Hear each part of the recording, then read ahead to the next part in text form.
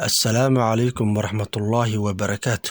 وسياسي سنغابوريس laguna tiriyo aas-aasihii iyo horumariyihii Singapore cusub. Wuxuu hogaaminayay kooxdii ka shaqeysay inay Singapore ka go'do Malaysia. Wuxuuna ku dadaalay inta uu hayay talada dalka yar ee hodanka ah in uu la dagaalamo musuqmaasuqa iyo maamul xumada. Wuxuuna juhdi xoog badan ku bixiyay in ajnabiga ku qancaan inay dalka imaadaan oo maal gashtaan. Lee Kuan ayaa ku dhashay 16 September 1923 dalkiisa hooyo ee Singapore.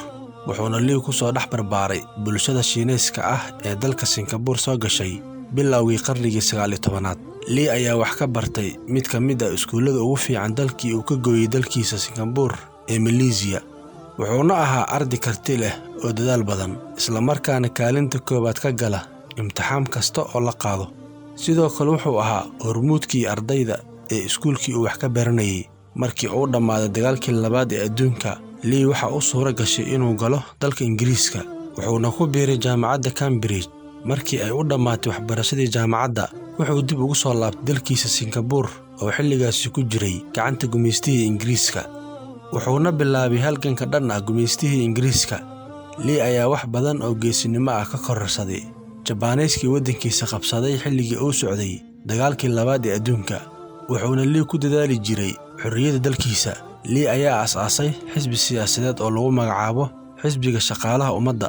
Wuxuuna xisbigani ka noqday gudoomiye, taas oo keentay kolkii dambe inuu noqdo sanadkii 1959 ra'iisul wasaarihii ugu horreeyay ee dalka. Da'diisuna waxay ahayd 35 sano jir. Kama degin madaxtinimada ilaa la soo gaaray sanadkii 1990. Lee ayaa hogaaminayay kooxdii Singapore ka goysay Malaysia, laakiin qaar ka mid ah asxaabtiisii ma jeclayn inay midowga Malaysia ka go'aan. Malaysiyankana ma jeclayn in ay Singapore ku soo biirto, waayo shacabka Singapore waxay ahaayeen ummad nadaafadooda liidato oo fuqara ah.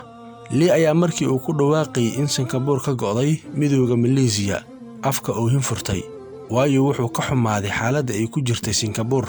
Laakiin wixii ka dambeeyay sanadkii 1965 waxa uu suura gashay inuu wadankiisa ka dhigo mid ku taagan cagihiisa, isla markaana isku filan.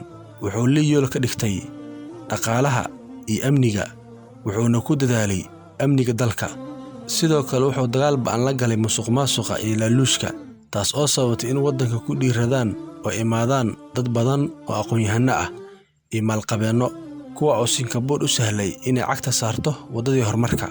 dhanka kale waxaa si tartiib ah u koray waxbarashada dalka, waxayna bulshada caalamka goor dambe ku baraarugtay Singapore tii liidatay oo isku bedeshay Jabaaniis yar. Dhaqaalihii dalka ayaa si heer sare ah u kubcay, waxaana isbedelay noloshii ummadda Singapore.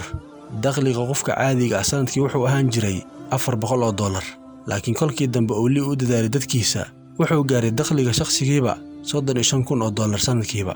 Haddaba khubarada ku takhasustay dhanka dhaqaalaha waxay sheegaan in uu Lee haysanin lacaga badan si uu wadankiisa horumar u gaarsiiyo.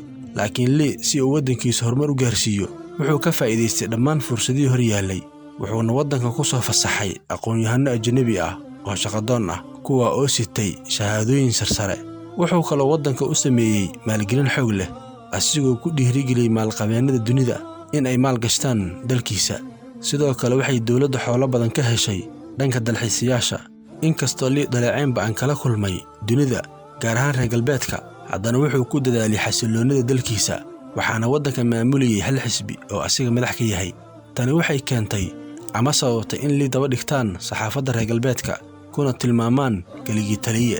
Laakiin inta badan shacabka Singapore uma arkaynin hogaamiyahooda inuu yahay diktaatoori.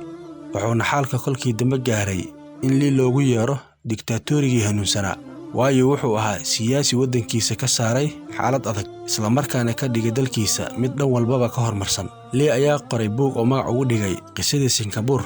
wuxuuna buugaasi kaga sheekeeyay marxaladii ay soo martay Singapore iyo wadada ay u soo martay horumarkeeda maanta. wuxuuna buugaan noqday mid aad looga xiiseeyo dunida. gabagabadii Lee wuxuu geeriyooday 23 bishii Maarso sanadkii 2015.